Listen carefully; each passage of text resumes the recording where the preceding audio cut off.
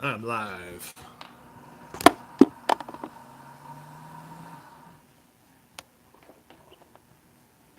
All right. Let me get things situated here.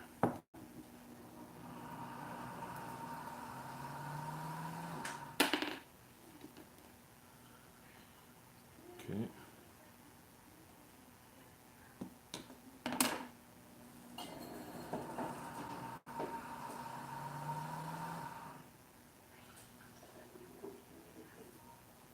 All right. Turn mine off. I'm using my wife's phone tonight because mine doesn't seem to want to do this anymore. All that time that we did it, and it just kind of quit. But, okay, we got a couple people in here.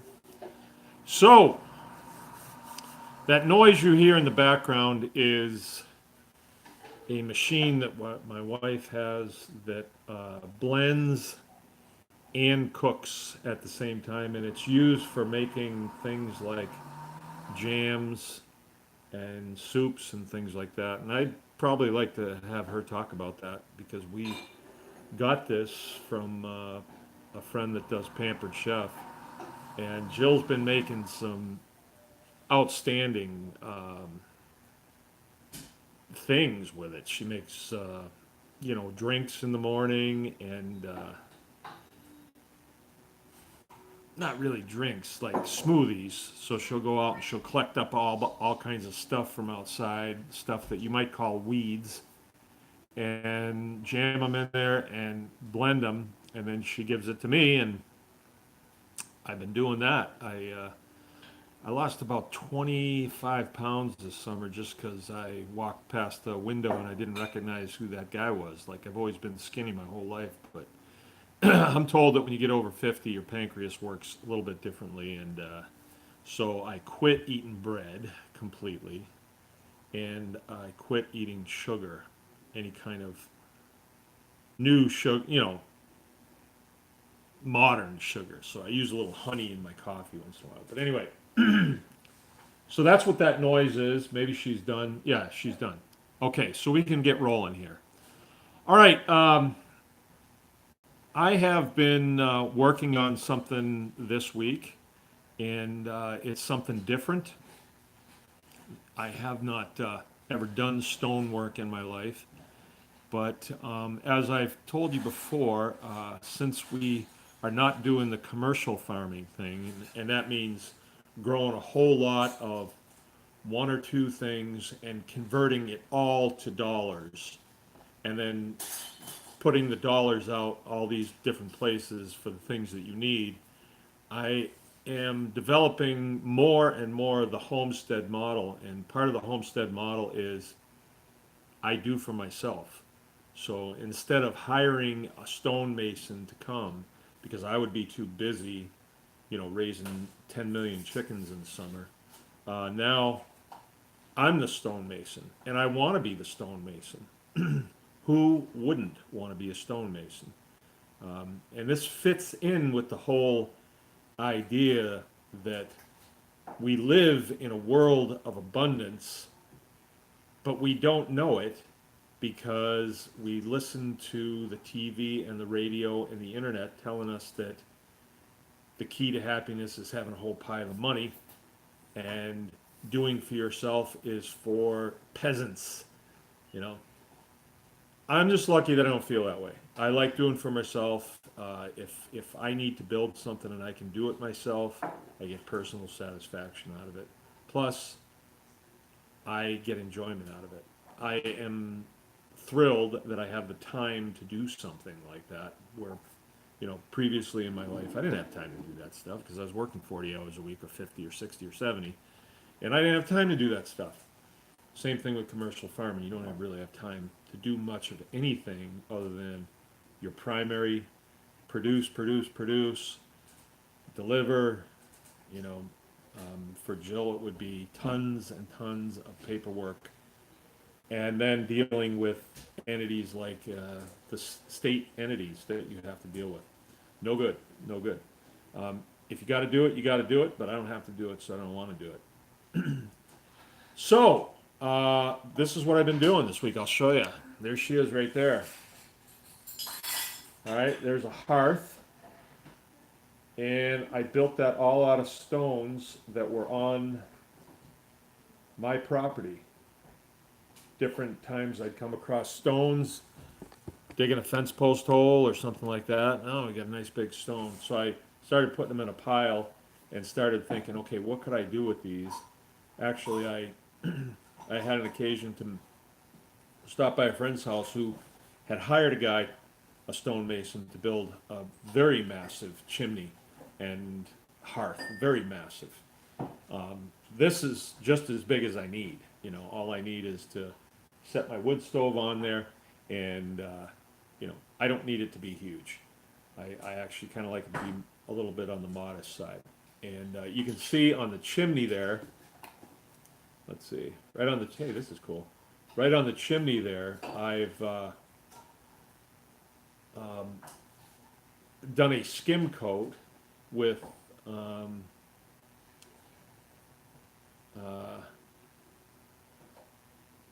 not the cement, what do you call it? The mortar, right? And it looks pretty nice, I think, compared to what it used to look like. If you remember, it was just old cinder blocks. This used to be a garage in the house. And then when Rachel was born 15 years ago, we knocked a hole in the wall and we moved the kitchen table out here, put some windows in, windows that we found in somebody else's barn that had been taken out of their house. So they were already secondhand when we got them. And we just made happen what we could here. We didn't get a loan and throw a whole pile of money at it. We just, as we got the money, we got the materials and we did it. And this is kind of the last thing because I've been wanting to do a good job on this. So there it is. And I'm going to use this to kind of talk a little bit about something that I think we need to talk about as homesteaders here, and it's your time. Your time. So hopefully people have have jobs, and then they come home, and then they have a second job, and the second job is your homestead. Okay? If you're getting $10 an hour at your primary, I would reckon everybody's getting more than that. But let's just say you're getting $10 at your primary. When you come home and you're working on your homestead, we hear the term hobby farm, right? I really don't like that because would you call, well, I don't have a pork chop handy, but any of the things we produce here, would you call that a hobby pork chop? No, it's better than the stuff you can get at the store. So hobby farm kind of denotes a hobby like golf. People take their hobbies really seriously. Let's talk golf for a second. Let's say you drive by the golf course and you see the judge out there, let's say, and you want to talk to him real quick, and you just go up and say, "Hey, judge, can I have a word with you?" How do you think that guy's going to feel? It doesn't have to be a judge. It could be your doctor. It could be the garbage man. It could be anybody. I really shouldn't have said judge. How do you think they're going to feel? You're interrupting my game. You're interrupting my game. So, I guess what brought this to my attention was several times this week. This has happened to me where I have somebody call and say, "Hey, can I come? Because I want to talk to you about this." "Yeah, okay, can you come today?" Call back. "No, I can't make it today. How about tomorrow?" "Okay, how about tomorrow, 1 o'clock?" 1 o'clock comes and goes, and then I get a text message that says, "Hey, can't make it. Can we reschedule?" You know what that does to me? It makes me feel kind of like I put mental energy into meeting with somebody and working my day up to that point and then be able to take a break and then continue on. So you put mental energy into that. And then it happened on Tuesday, I think. Some guy wanted to come here and take some photographs. And I said, okay. And he didn't show up, you know. So if someone wants to take photographs, of course, I don't want things laying around. So I start picking up, and then I realize, well, I'd like to pick up and make the place look good for me, and why don't I do this? And so I incorporate it into my fall cleanup too. And 10 o'clock comes, the guy don't show. 10:30, I'm getting irritated. 11, 12, doesn't show.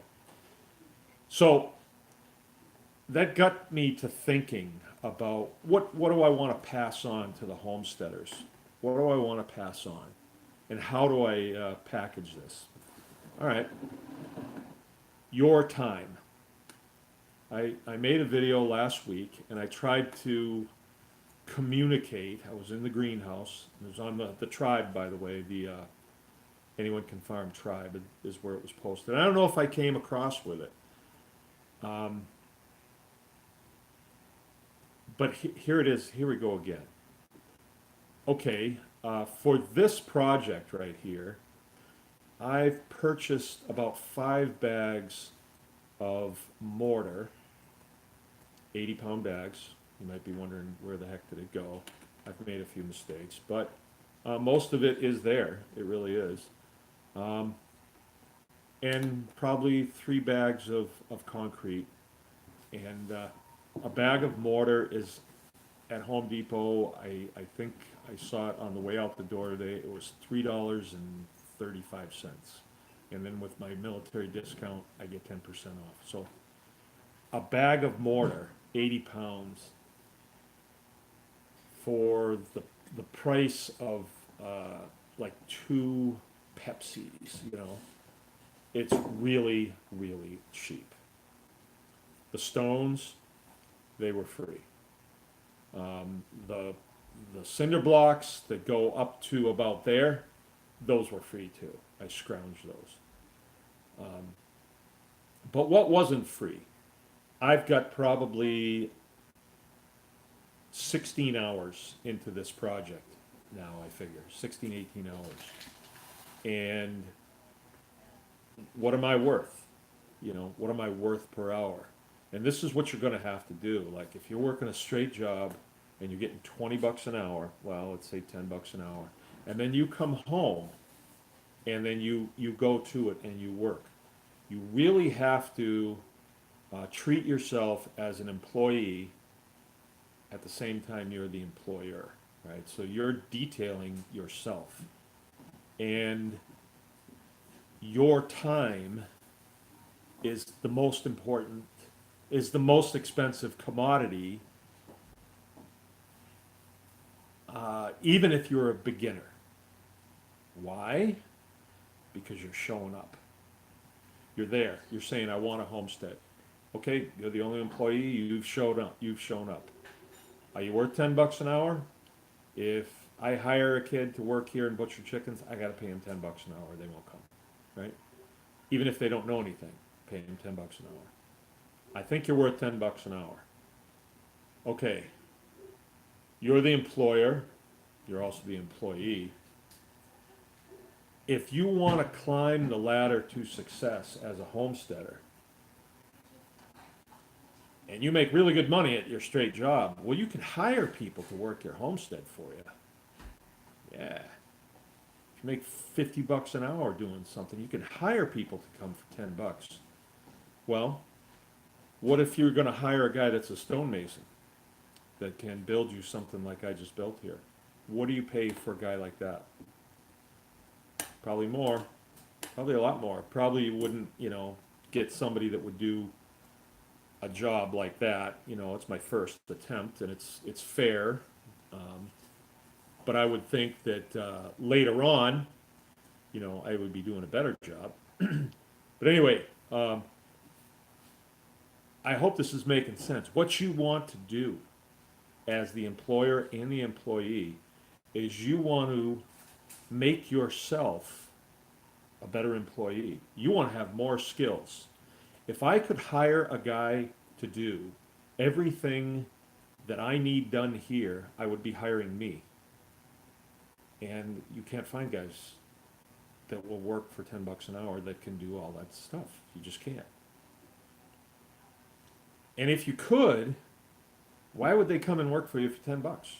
They wouldn't. So here's what you can do. And this is not just going to build your homestead, it's going to build you. Because your homestead is the hardware. It's it's the hardware. And the knowledge that you have of how to do things, that's the software, right? Doesn't that make sense? Yeah, okay, software. And the software, to get updates on your software, you can do it all winter long. You can do it all the time. You got YouTube, you can go and you can get information, you can watch how-to videos, and you can learn how to do anything on YouTube. And I think once you get a hold of that concept, it really makes your homestead seem like someplace you never want to be away from. And at least me, because even if I didn't live on this homestead, I would still have the homesteading state of mind where, no, I'm going to learn how to do that myself so I know how to do it. Maybe some of you have seen the video I did with our well failed, you know. Early in the summer, the pressure tank went on it. And then just a little while ago, I thought the pump failed. And as I was digging into that to get the pump out of the ground, I found a shorted out wire and da da da da. But I didn't have to write any checks to anybody. Earlier in the summer, my septic system failed. The ground out there got all mushy and it was stinky. So I had to look in to find out how that works and how to fix it. And I tried a bunch of different ways, but I wound up just as I'd be going to sleep at night thinking, I've got to figure out how to do this. This can't be brain surgery. It can't require me digging the whole backyard up. It can't require me bringing a contractor in that'll pay, charge me $5,000 to build one of these above ground deals. So I did figure it out.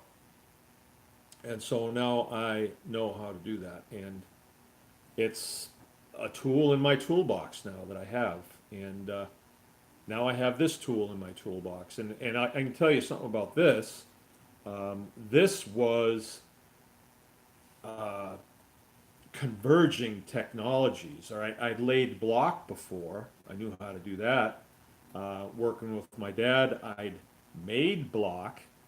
I knew how to mix concrete. I knew I wanted a cement mixer. I got a cement mixer. I was able to repair the cement mixer and get it to run. But it's all stepping stones. I didn't just come out of the womb knowing how to lay block or stick rocks together to make it look like that. I didn't know how to do that. And there's more to it than meets the eye. That any of you that have seen the video, I built well, you can't see it, that big rock is in the way, but there's a duct that goes down into the ground and it follows that bench right there. And those benches have hard tops on them too. They're tablets. They're concrete tablets. And there's a duct in there, and so it's going to pull warm air off the exhaust pipe and then push it into another part of the house. I have a little tiny fan that's just going to pull on that all the time and move it. And it will also heat up that bench there, so when you come in and you're cold and you need a nap, you can lay down right there. So anyway, all these technologies are converging, and it's really cool. So I hope I'm explaining this in a way that people can get a handle on. The other thing I wanted to say was, your time is important. Your knowledge, your skill set is important. This show that we do, this coming on a Wednesday night, we got other things to do. MacGyver's on the TV right now. I could be watching that. But this information is worth passing on, right? And when I get calls during the week And usually, I hate to say it, you know, if I get a phone call and I pick the phone up and somebody says, how do you do something? I don't say, well, you gotta send that question in on when, I will usually answer it, but I'm old school. Phone, right? If I get a message, a text message, and somebody expects to sit there and type on my phone, you know, tell me everything you know about Mangalitsa pigs. Not gonna happen, all right? I'm not even gonna do it if I'm at the computer. I'm not gonna type it. I'm not gonna do it. And that's the reason for this. I wanna pass this information on. I'm not gonna hold it hostage. I'm not gonna tell you, gotta give me $5 before I'll tell you. I will pass it on freely, but I'm gonna do it, you know, for an hour, hour and a half a week, where I can speak it, get it all out, and make it clear, and you know, then a whole bunch of people get to hear it, and I'm hoping that we can get to a place, right, where we can actually have people's face and they're asking the question, and then we get to answer it like that. I want to get to that place. I don't know how to do that right yet. All right. All right, we've got questions. We've got a lot from last week. If you have questions, please put them in caps. Jill's here helping me on her laptop. The class, the November 1st Hog Harvest class is full. Okay, so if you really want to go to a class, you can do two things. You can call here and you can get on the standby list. Anybody who cancels now will lose their $250. It's the way it goes.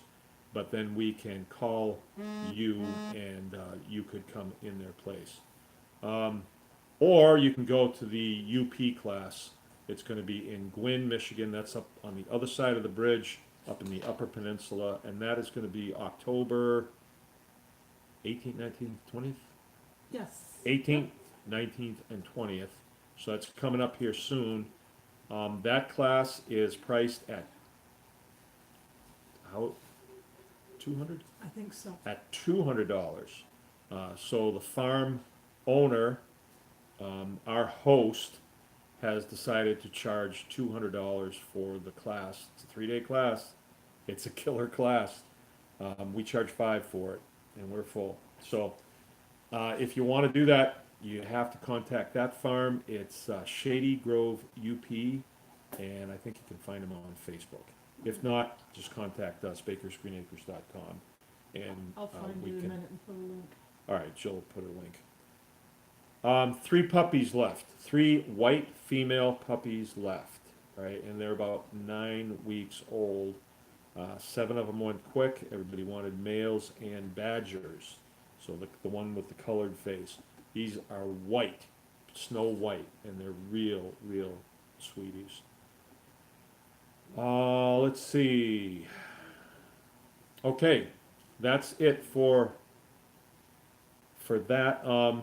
I am going to turn the camera around to Jill today because I want her to explain to you all her latest adventure, but it has to do with naturopathic health and Ayurvedic health, and Jill's taking a class. It's a real cool class, and then she's learning how to give a class on sort of homesteading your body, right? Like, we wouldn't be considered like professional farmers, right? But we produce way better stuff.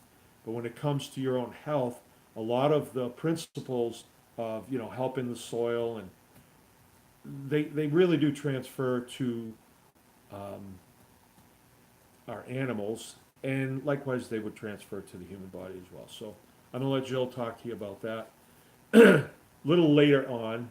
I think we'll knock out some of the questions right now while we can. So I'm ready. All right, I'll give you a Blessed Acres question first. Blessed Acres. Yeah, she's got the Great Pyrenees. Can you talk to her about that? Barking out there, please. Their dog is getting into, it sounds like, burdock and weed seeds. She said she's trying to brush her dog daily but can't keep up. Any ideas? Blessed Acres. Who's that? No, the gal that has the Great Pyrenees dog. Oh, yeah. Told you 46 acres. Oh, yeah, yeah, yeah. Ponds and The dog is getting into burdocks. Well, yeah. you could cut the burdocks down, and get rid of them. Because I think what we recommended that you did is restrict your Great Pyrenees to a certain number of acres, but maybe there's way too many out there, you can't get a handle on them. Gee, I don't know. Besides brushing them out, what do you do? Don't let them inside. I don't know. That's kind of. Our dogs have been picking them up, and they usually come out of the guard hairs pretty easily. Yeah. But it's just kind of part of what they do in the season. Yeah. Yeah, the burdocks are only in season for a little while. I remember when, here's a little anecdotal evidence here of how dogs fit into the farmstead. I remember when we had our first farm out in Montana, I was coming home from work and I saw a dead skunk in the road, and then I saw another one. And I thought, oh no, the skunks are coming out. My dog's gonna get sprayed. And I got home and I was like, hey, we gotta do something. We can't have this happen. Now, if the kids say one of the dogs got sprayed, and you're like, yeah, so? They're not coming in the house. It just doesn't really matter that much. And I don't know, I just don't take it as seriously. So right now, I think you're taking these burdocks real serious, like it's, if you don't do something, something terrible will happen. Don't worry about it. They'll fall out eventually, and you're not going to have a problem. There you go. Next question. Mike's turkeys are almost ready. Do you butcher them the same as chickens? No, butchering turkeys is a different story, and have a video on that, Mike, and you might want to look through and see how I do it. But I can tell you, when we butcher chickens, we have a cone, they call it a killing cone, and I have 8 of them mounted on a cabinet that it used to be an old hog feeder, and I repurposed it for this, and it's got a lid that hangs down. So these cones are mounted on there, 8 of them, and when you put the lid down, it protects the operator from getting manured on, because when you cut their throats, they have a tendency to manure. Turkeys won't fit into there. The reason why we use the cones is to restrain their wings, because they flatline pretty quick, like they're gone like very quickly when you cut their throats. But at the end, just before they give up the ghost there, they will go into mad flapping, and they can break their wings, and they can bruise them too, even if they don't break them. Same thing with turkeys. Only thing, turkeys won't fit in those cones. If the turkey is really, really, okay, if the turkey is up to about 25 to 28 pounds, that's about it, 28 pounds. What you want to do is take a 5-gallon bucket, you know what I mean by a 5-gallon bucket, those plastic buckets, they use them for everything, and cut a hole in the bottom about that big. Make it big enough so you can reach your arm through up to here, right up to your elbow. And then with the bucket bottom side up, reach your arm through, and then grab the turkey by the head and just slide that bucket down over the turkey. He'll flap a little bit, but it'll finally slide right down over his wings, and then his head will be sticking out of this bucket. You get the picture?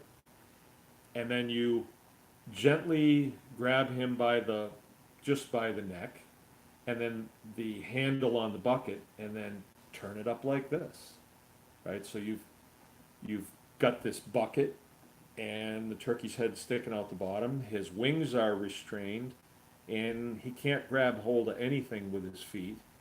You hang it up on something, I have these hooks that I got out of an old butcher shop years ago. They're just an S hook, great big S hook. And I hang those on the side of the butcher shop up against a concrete wall. And they can't get away. They can't, um,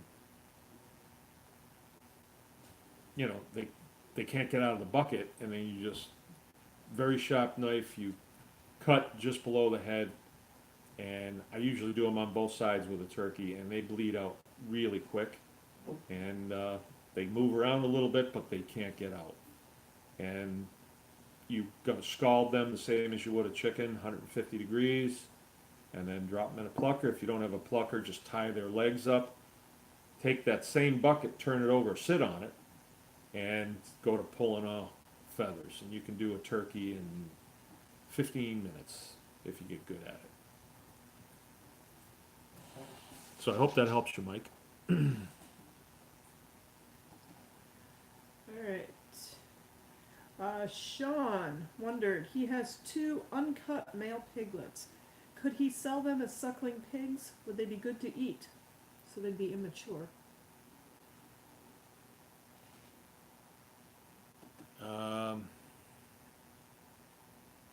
Uncut male pigs, so that means they're uncastrated. Piglets. Okay, what's your definition of a piglet? Well, they're still suckling pig size. Oh, Suckling pigs. okay. If they're still sucking on mom, then yeah, you don't need to castrate them because they're not active yet.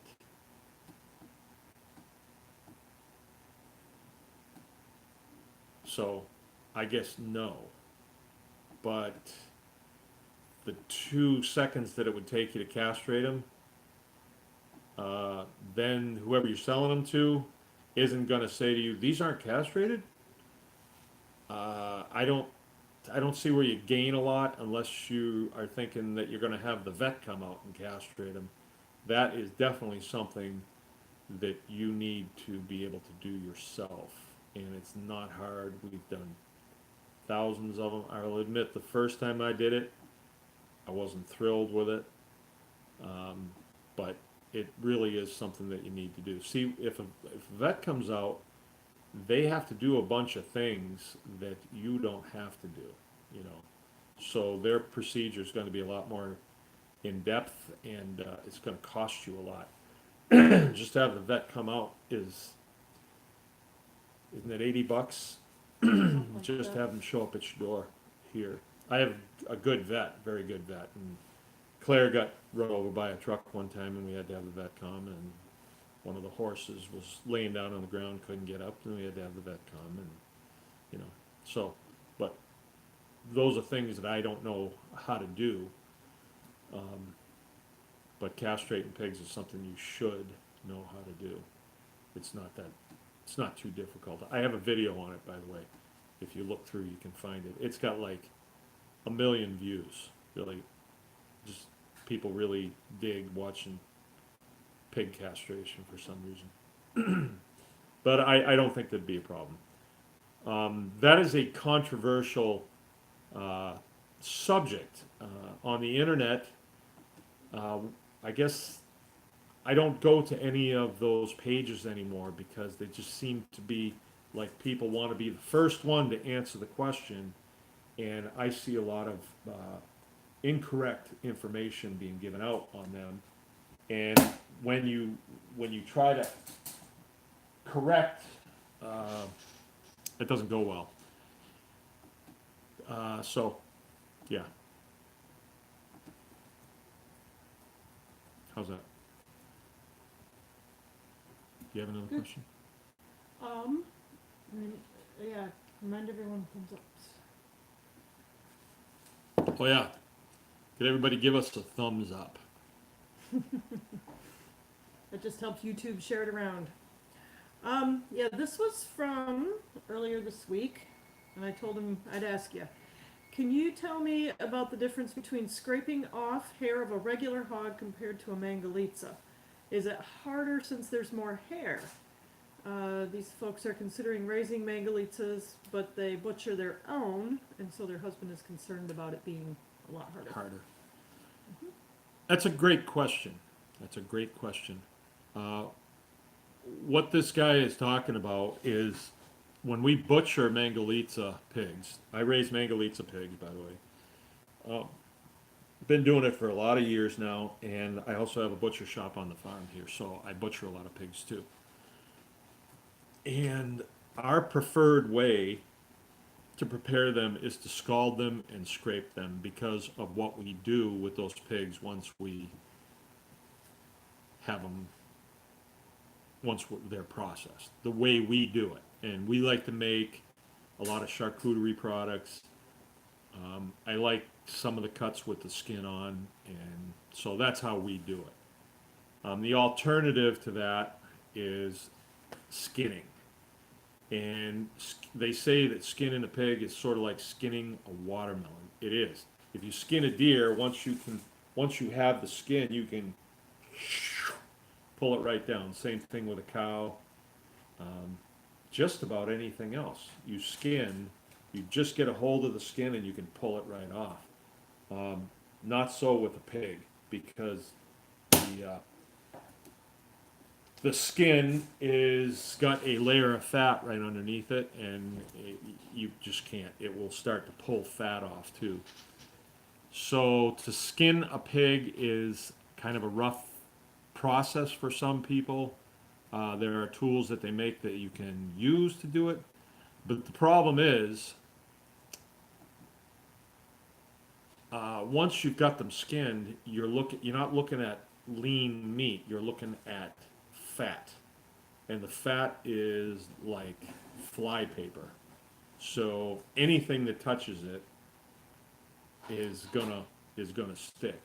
So the way we do it is we scald them, and then we scrape them, then we cut them in half, and then we lay them down on a table so that they can cool overnight. And then the next day is when we'll break them down. Just because if you try to break down a warm pig, it's cumbersome. There's nothing to hold on to. They're really slippery. So it's much better if you do it the next day. Okay, so scalding goes kind of like this. We dunk them down in water that's 147 degrees. That's the perfect. And then we pull them out, and with a Mangalitsa, really furry pig, you can grab it with your fingers like this, and you're getting full uh, handfuls of fur and just pull it down, and a lot of it will come with with you know will come when you do that. And then you can reach up and you can pull more down and more down and more down, and then you can go along with what they call a bell scraper. It actually looks like a bell. It's got a handle on it. It's a little bit sharp on the bottom, and you can scrape and get the rest of that hair off. And with a Mangalitsa, I think it's fairly easy to do if you adhere to all the basics, like the temperature of the water has to be exactly perfect. If it's real cold out, you're going to want to go a little bit warmer, just because the water's going to get cooled off with a cooler pig going into it. You're going to want to scald the pig shortly after it's killed.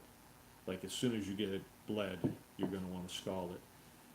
Now, the question is it harder to scald and scrape a Mangalitsa than it is to do a standard pig that doesn't have much hair?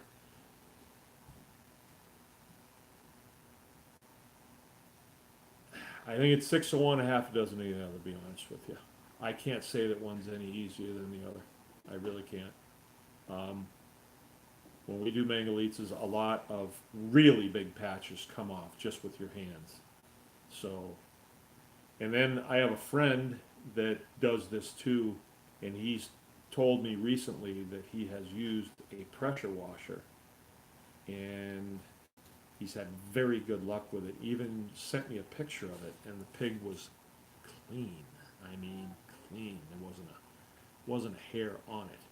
So usually when we do it, there's some hairs that just don't want to come off, and so what we usually do is we have a burner, a weed burner, hook it up to a propane tank. It's handheld, and we burn them, and then that gets the rest of the hair off.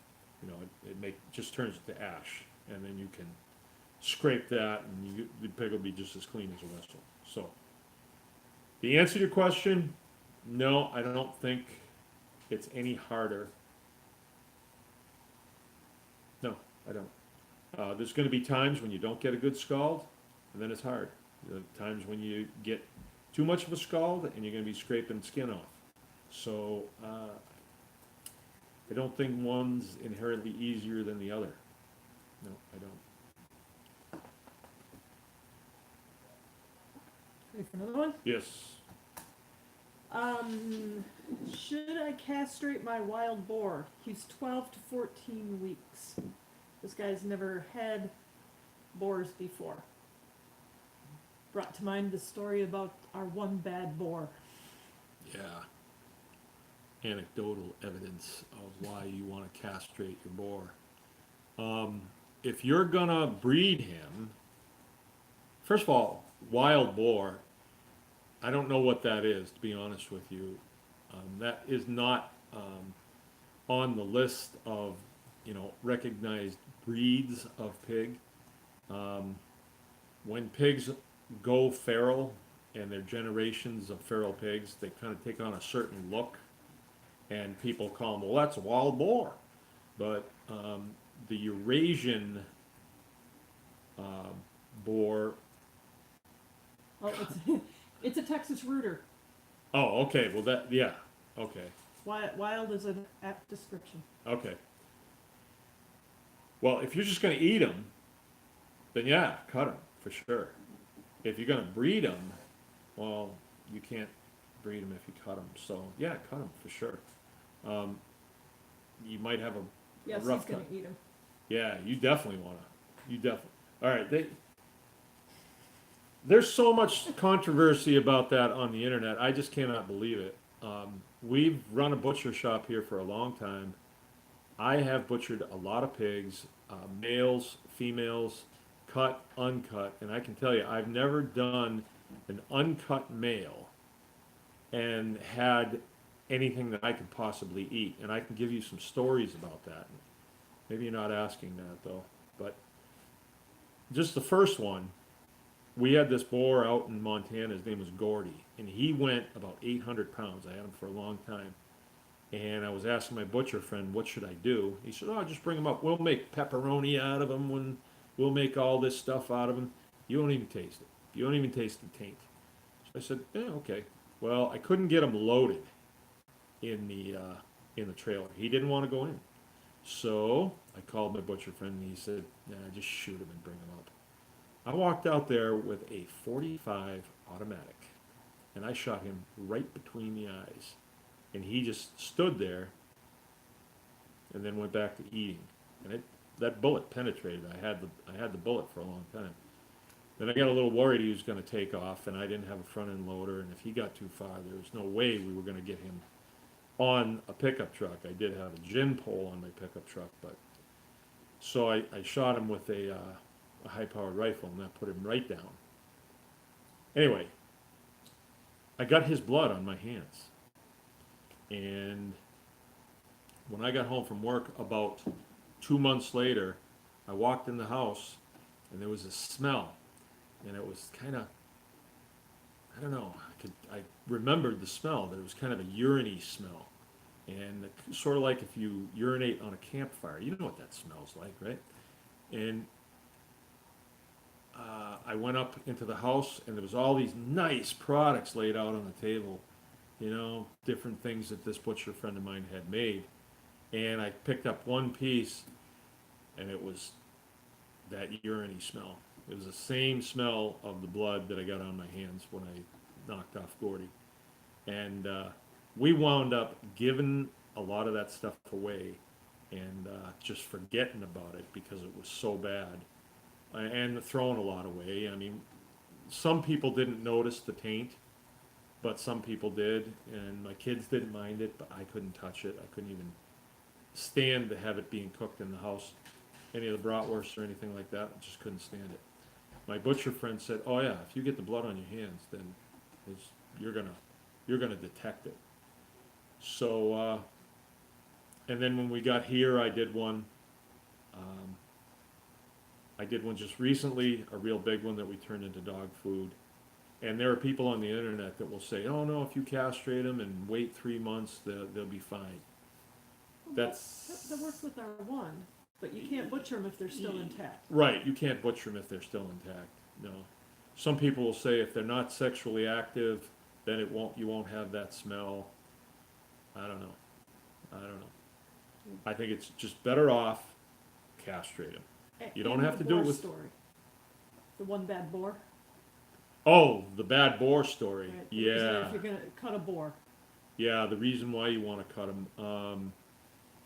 I actually had a boar here that was kind of a Eurasian looking type with the tusks and everything. He was pretty rugged looking, and he charged me. He charged me, and I was trying to move him, and I wound up having to put him down. So it was a bad deal. And a huge animal, but we couldn't do anything with him because he was so stinky. So And that's the only bad boar that we've ever had yeah, of all the ones we've had. yeah. But no, you don't have to castrate cattle. Like if you have a bull and you want to make beef out of them, you don't. Goats, you don't have to. Sheep, you don't have to. Just pigs. That's the only thing that you have to. So Jill just jumped up because something's boiling over on the stove. Jill's making all kinds of preserves right now.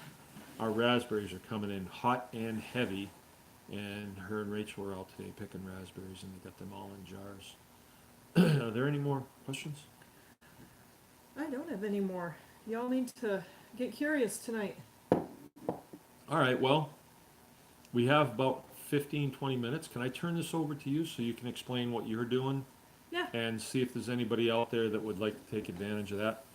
Okay, I'm going to sign off and just turn you over to my lovely wife. For a minute here anyway. And if there's more questions, maybe it'll come back my way in a sec. He said this little one charges him every time he walks within 10 feet of his pen. Oh, I definitely So, be. oh yeah. Yeah, be getting him in a hurry. And Scott, we'll get back to you in a minute. He's got a great question there. So what I'm doing is, like Mark said, farming is, we've talked a lot about basically building your soil. When you start at the... Hold on a sec. Can I interrupt you for a sec? Would you just tell them who you are? You're a mother of 8 children. You are an occupational therapist. You're involved with, that type of thing. Your background. Oh, okay. And why you turn to alternative medicine. Huh. Okay. So, yeah. See you, Scott. I'll get it. One moment. So, like Mark said, we have 8 kids. 3 of them are married. One of them even has a grandbaby for us. I started out as an occupational therapist, which I chose because I couldn't decide between physical therapy and psychology. And occupational therapy is a very holistic field. So the basic idea is that we're going to look at you from all aspects of your functioning and get you back doing life. So we're looking at where your activities of daily living, the things you need to do in life, are breaking down, and what we need to do to get you back functioning. Did that for a lot of years, and then we moved to Michigan, and I became a farmer. I was a farmer before because we did that in Montana. But now we really focused on having a sustainable regenerative farm, which looks, as you well know, and I started to say, at building a system that will support itself. So everything, it's a holistic system. Everything goes round and round to work into strengthening the whole. As we have been doing that, it occurred to me that a lot of the things that I was doing with my family, health-wise, needed to be looked at in the same way as far as building the whole system not just putting Band-Aids on it, looking at the why of health. Why is somebody having attention issues? Why is somebody having anger issues?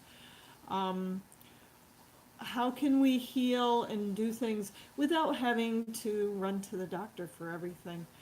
So, so that was how I started on the path that I've been on as far as learning about weeds and herbs. I use homeopathics and Bach flowers and all sorts of different things, kind of whatever the situation and the individual call for, because in a holistic natural system, we treat everything as being an individual as well as part of the whole.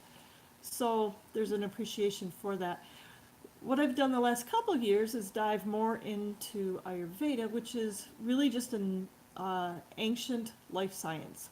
Biology is a relatively new life science, and Ayurveda is a very, very old life science. And science, our Western science is starting to learn and be able to prove that, in fact, those old guys were really right. But a lot of what they talked about was farming your internal system. In order to have a healthy body, you have to be a good farmer. You have to take care of your flora and fauna in your guts and on your skin, and fall into natural rhythms in order to do that. So a lot of what I teach are healthy habits that help you farm your body and become a good steward of your own system within the greater natural system, because all of nature has its rhythms and its ways. You're free to choose not to go with them, just like you're free to choose to spray Roundup on your garden. You sure can do that. And you can, raise your animals however you want to. But if you want to have a sustainable, regenerative, healthy farm system, you have to treat things the way that they're supposed to be done. You have to support the soil in your garden and feed it what it needs when it needs it, if you're going to have good healthy plants, and your body's no different. So the course that I teach is based on 10 healthy habits. I do several rounds of this course through the year. If anyone is interested in more information about that, or you are curious about what you can do for your health, where do you want to be? There's all sorts of possibilities. Life's always changing, and you kind of have to change and roll with it, just like the seasons change, and each one requires different things. Same is true for you. I do have a page on Facebook, Abundant Living, and you're welcome to check that out. Or you can message me and we'll have a chat about farming yourself, becoming your own best farmer and best steward. So that's what I have. Okay. And I have a question for you from Scott. Okay. All right. Thank Well, you. Fun on the homestead. I will throw in there some things that I've observed about Jill, is that I don't observe with other people. Like, she has the ability to know what one of these kids might need and give it to them, and it seems to work. And a lot of these things aren't like, well, you need a Tylenol, or you need. No, they're kind of natural things, and some of it to me seemed a little strange for a while, but no, it's worked. And she does have intuitive powers that I've not seen in a whole lot. I've never seen in anybody. I've never seen anybody that can tell you how deep water is just by standing over it and asking the ground how deep the water is and where the water is. I've never seen anybody do that, but she's done it, and I don't think you've ever failed to find water. They call it witching, and we didn't want to tell anybody for a while because thought they'd burn her at the stake, but no, she's got some intuitive powers, and we got to a point where we said, hey, you need to develop this, you know, because it's sort of like this class we're passing information on. It's important to pass it on. That's the payout right there. Passing it on is the payout. Okay. I'll answer another question there. Ducks and Yeah. clucks. Haven't Yeah, seen you in a while. What's the easiest way to build a hoop house for our geese and ducks to keep warm for the winter? He was thinking cattle panels, 2x4s, greenhouse plastic, and straw. Frame in a door and a few vents. What's the easiest way to keep what? Geese and ducks warm for the winter. He wants to build like a temporary hoop house, a winter house. Oh. Yeah, that'll work. Keeping them warm, they just need to be out of the wind. And even then, they don't really need to be out of the wind. They've got a really good system of staying warm. And whatever you do, do not put up a heat light in your barn thinking that they can get under it to stay warm, because they'll flap their wings, they'll break it, it'll fall down on the straw, catch fire, and burn your barn. I've seen it way too many times, and it's usually about ducks, right? Ducks don't need much. They never did. Like, they're not going to freeze to death, especially where you live. You kidding me? If I lived down there, I wouldn't need a house to live in. All right, so. No, you don't need to do much with ducks. You really don't. Just give them a place they can get out of the wind. And, yeah, you don't really even need to give them water, because they'll eat snow too. And they really just need to keep their feet dry. So just give them straw, and the Yeah. cold, especially down where Scott is, the cold's not going to bother them that much. No. Here, they stand on concrete when it's 30 below, and they just stand there. I don't know. They could just stand in the snow. At least that'd be 32 degrees. Is there another question? D. Mac wanted to know, what was your job and where were you stationed in Montana? He's retired Air Force in Florida. Oh. Yeah, I was at Maelstrom in Great Falls. Yep. United States Air Force. I was in supervision out there, though. So, I'm an age guy by trade. And that's all I got. Okay. And it's 8:56. Okay, 8:56. We're finishing up on time. This time, let's see. Okay, we'll be back next week. Same time, same channel. Remember, anyone can farm.